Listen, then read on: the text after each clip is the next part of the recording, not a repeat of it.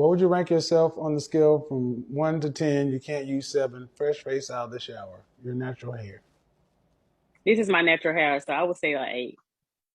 I don't So have you any put, makeup on, just lip gloss. so you put yourself up there with Beyonce. Beyonce's an 8. Kelly Rowland's a 9. Rihanna would be a 10. Scale from 1 through 10, what would you rate yourself?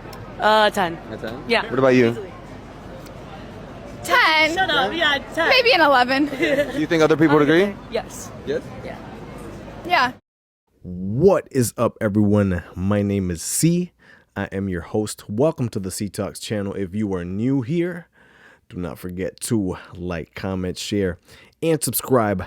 Let's keep blowing the C Talks channel up. All right, let's get into it. I played you guys 2 clips at the beginning of this video. One was of the late, great Kevin Samuels, rest in power, and the other one was a guy interviewing women on the street and asking them to rate themselves. Without further ado, let's get into my reaction. Let's talk about the Kevin Samuels video.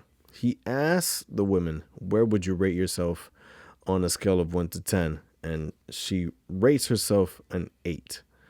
So what Kevin replies to her delusion is, so you put yourself on the same level as Beyonce. Beyonce's an 8, Kelly Rowland's a 9, etc., etc. Like, and then the woman's kind of flabbergasted after because she just doesn't know what to say, and she realizes, hey, maybe I'm not an 8.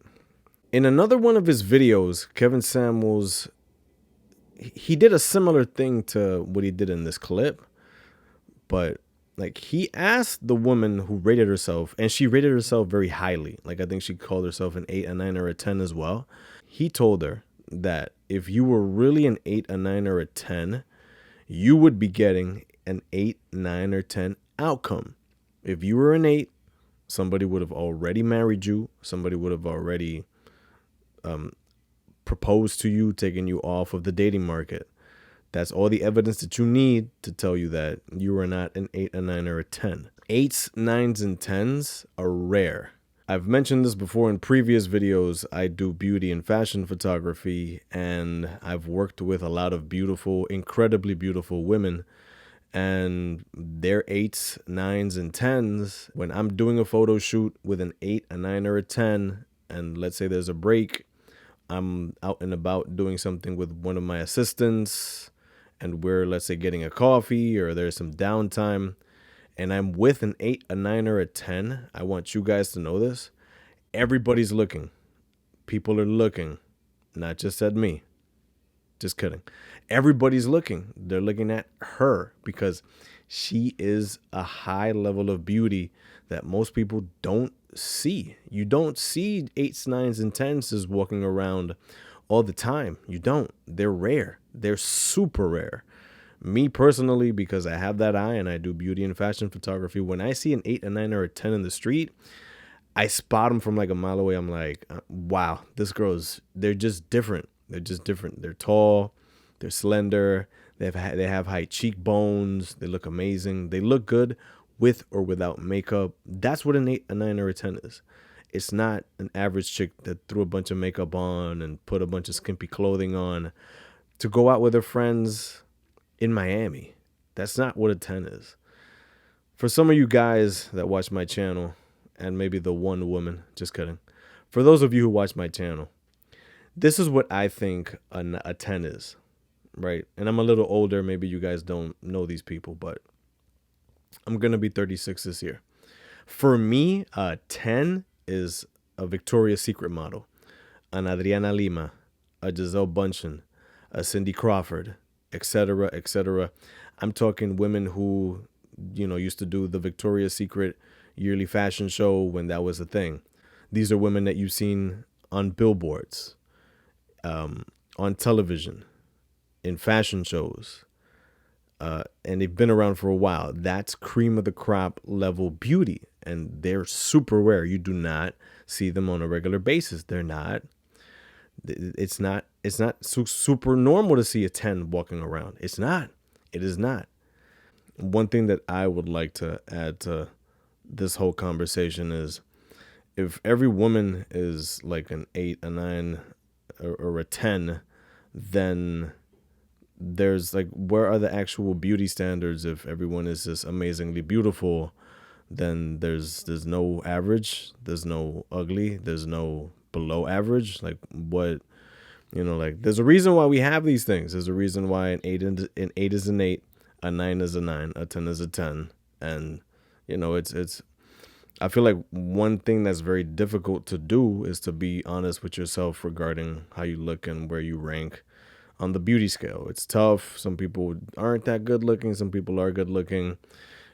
So to say you are a 10 when you're a 4, a 5, or a 6, you really got to take a long, hard look in the mirror and look at yourself and where you actually stand.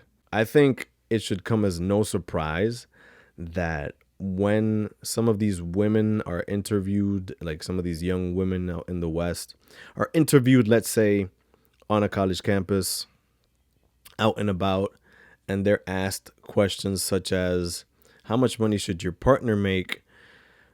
It should be no surprise that they think that they deserve guys that make hundreds of thousands of dollars, because they think they're 8s, 9s, and 10s. They think this. They believe this. So they think, I should be getting an 8, a 9, or a 10 outcome. I deserve the rapper, the basketball player, the music mogul, the famous YouTuber. C. Just kidding. Maybe one day. Who knows? But that's what they think that they deserve, because they're delusional and they think they're an 8, a 9, or a 10. They think they're here, but they're actually not. They're not. It's hard to be realistic with yourself. It's hard to look in the mirror and say, I'm a 7, but the truth hurts, and it's also very freeing. The truth also frees you, so then you know what you actually are, and you know what you can actually pursue and what you should actually be getting. So there's beauty in the truth, and there's also a lot of pain, and that's the way the truth is. It hurts, but it's also very liberating. This is something that is not obvious to some people, but it is for me, because like I said, I do beauty and fashion photography aside from the YouTube thing. Beauty is a commodity. There's a price on it. There's a price for being beautiful. There is a reason why 8s, 9s, and 10s actually date the rappers, the basketball players, the music moguls, the famous YouTubers. There's a reason why they get these sorts of outcomes, because they are a commodity. They are maximum beauty. They are the top tier in terms of physical attractiveness. All right, this is C. I will be back with another video soon. If you liked this video, you'll also like this other video up on the screen. I'll catch you guys soon.